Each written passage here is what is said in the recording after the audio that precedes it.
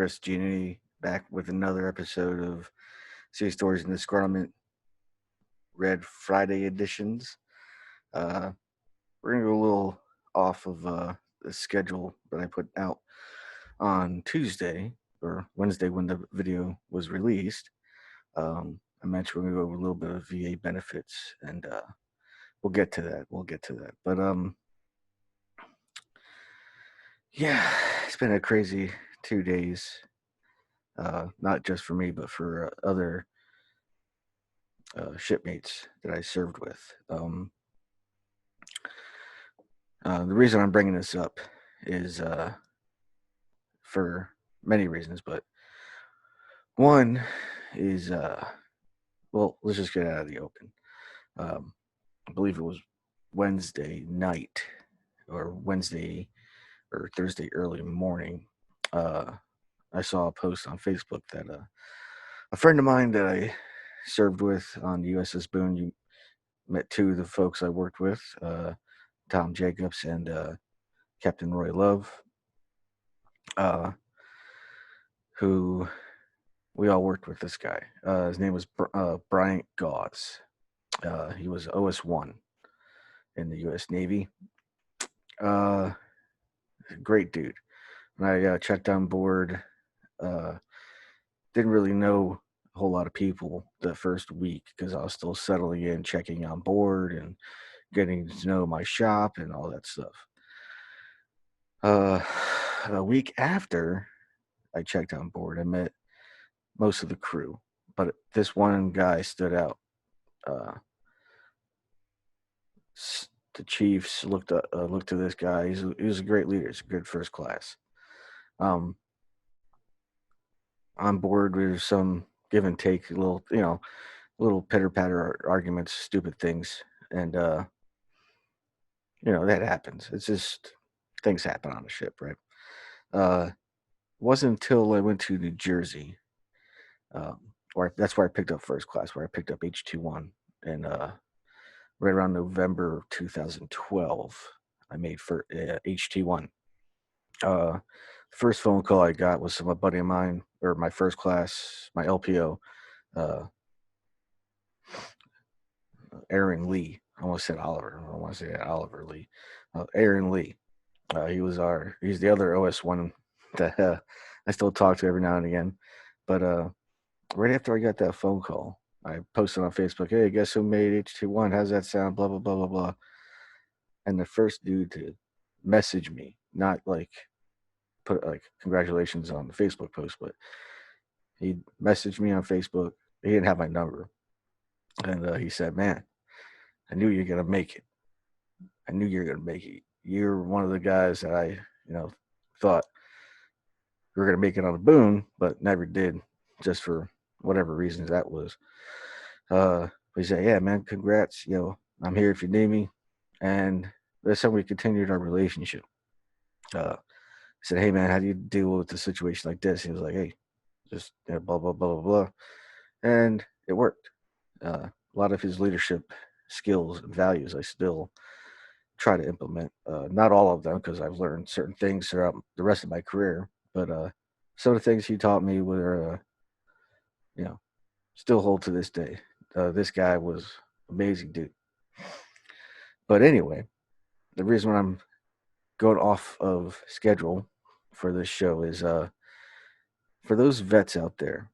I know you talk to your friends that you have nowadays, and you talk to people on Facebook via whatever post they put on or what have you. Every now and again, you see a post called a buddy check, and that's near and dear to my heart. The reason being is coincide with my guest coming on Monday, but we'll get into that a little bit. The reason why I say buddy check is no matter what the situation is, it never hurts to just say, "Hey, dude, how you doing?" Or "What's up, sister? How you doing?" That's all you gotta do. Say, "How's it going?" And they don't respond back, that's on them. But know for a fact that you reached out to that certain person, but you still value them. or you're just checking up on them to make sure they're good to go. No matter what the situation is, they could say, "Yeah, I'm dealing with this. I can't talk right now," or what have you. Just so you know what's going on with their life. So things like this is not such a uh, big surprise, and you're scrambling to figure out how to get in contact with family or whatever. Uh, that's not on him. It's not on him at all. Uh, he was always the guy to not even talk about what's going on in his life. It is what it is. Bygones be bygones. This dude was phenomenal, dude. I don't think anyone that I know has a bad, like a terrible thing about to say about this guy. Uh, you know, but at the same time, talk to your friends, man. It doesn't hurt. It doesn't hurt. Even now, a couple of guys that I've known from the boom. That's who I heard it from. Was a friend. I would say a friend, but it was a shipmate of mine. Was a fireman. I was like, man, that's terrible. What happened? He had some terminal disease. I don't know the details of it. But I was like, dude, how are you doing though? He said, I'm good. So even in that moment of grief for my friend, I'm just saying, hey, how are you doing, man? That's all that matters.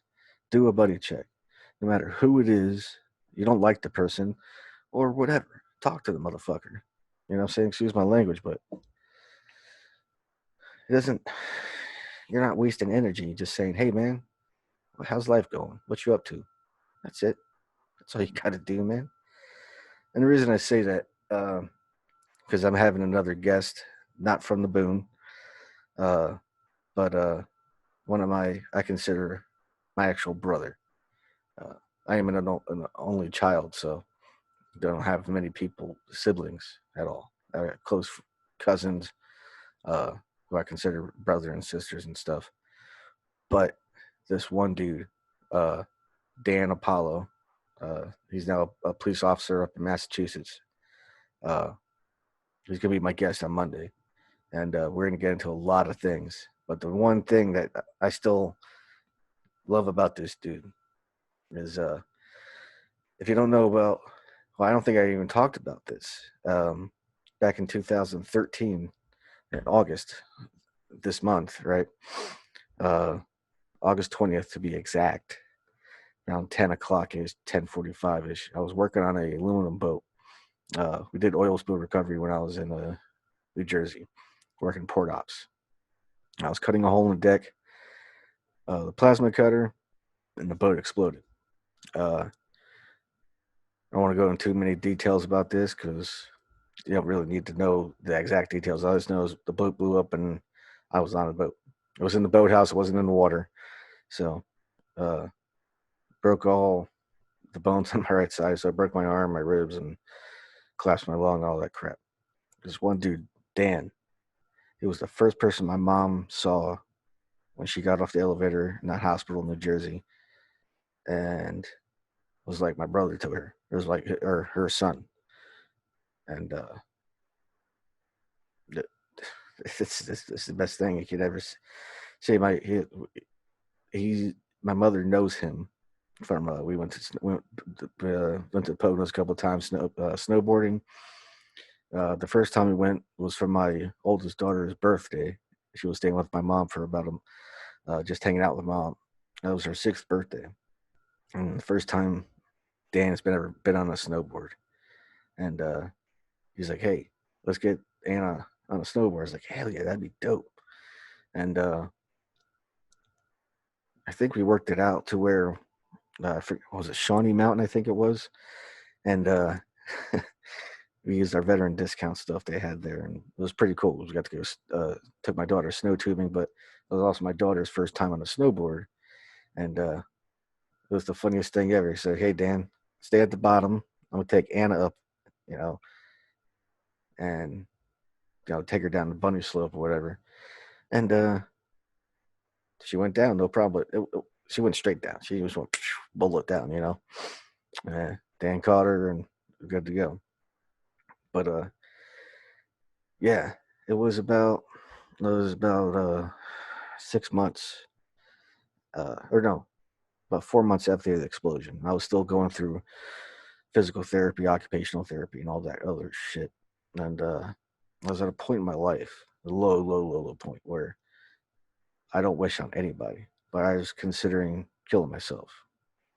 I had all these pain pills I was getting from the doctors. I was like, man, this isn't worth, life isn't worth going through all this pain. And not, but right before I went to the bathroom to go take these pills, Dan knocked on the door. He said, hey, man, what's going on? He's like, oh, nothing, man. Glad to see you. What's going on? He's like, I just got to work. Let's go eat something. It was that moment that motherfucker saved my life. And we're going to talk about it. I'm sure we talked about it in the past, but this motherfucker saved my life just from just knocking on my door. Even though he was going to do it anyway, I don't think it's coincidence at all. But it was he saved my life, and I will do anything for that dude. But every so often, we hit each other up just to see how everything's going. And man, I don't think this is really the first time publicly I even mentioned this, talked about this. And I mean, it feels okay to talk about it. I think the more veterans who have come to a point in their lives where the same situation happened, if they and nothing, they didn't go through with it, or somebody saved them, whatever, and they don't talk about it. There's that shit dwelling in your past, and I'm kind of getting choked up about it now. But give me a second.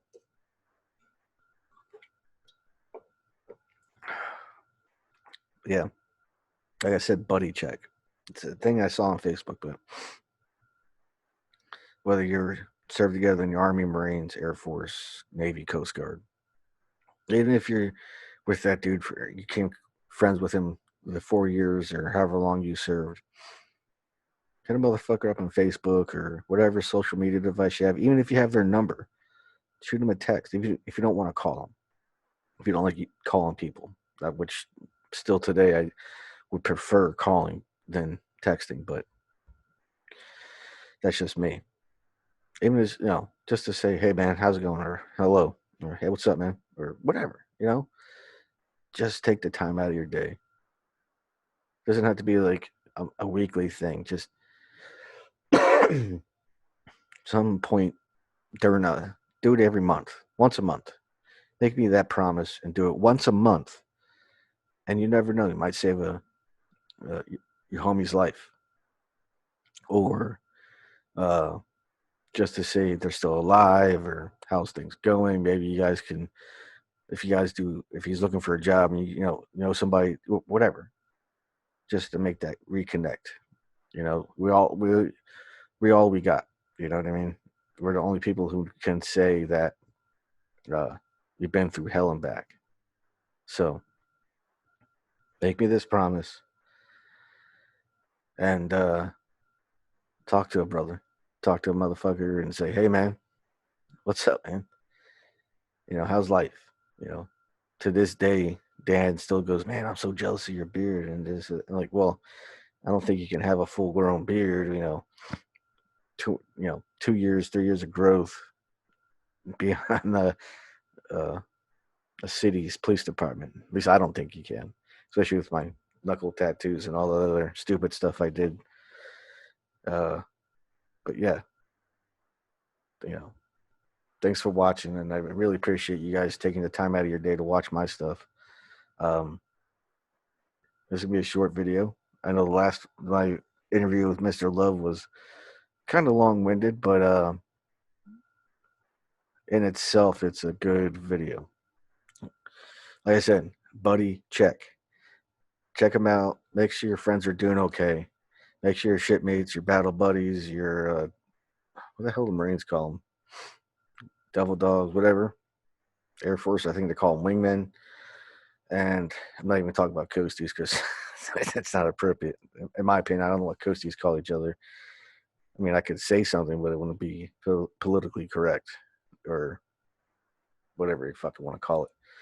So, like I said, do a buddy check on your friends, and you know, maybe you save their life one day. You never know. So next week, uh, like I said, we're going to be interviewing and talking to my best friend in the entire world, Mr. Dan Apollo, uh, current Navy veteran and current police officer. We'll get. I don't. I want to say he's part of Boston, but I'm not 100% sure on that. We'll get some more details on that. It should be a great interview. It might be a two-parter. We probably just break it into two parts. I think that'd be a good idea because we can talk for hours. Me and him just talking about shit. It'll be good. I think that'll be a two-parter, and that'd be great. So, hope you guys are liking the channel. Like always, please subscribe, like the video, put the bell on, share with your friends, get them to subscribe, and so on and so forth. Let's spread the, let's bring honor and honoring our veterans and active duty guys back to the forefront and not be pushed to the side because of where the fuck's going on in the world. This whatever's going on right now takes a back seat to people who put their lives on the line to make sure we can do what we're doing today. So do that for me. I couldn't verify your voice, so I can't set any reminders. You can either try again or verify your voice match settings in the Google Home app. Yeah, that's my Google clock if you didn't hear that, because that's just random. I hope that was on the video because that shit was funny.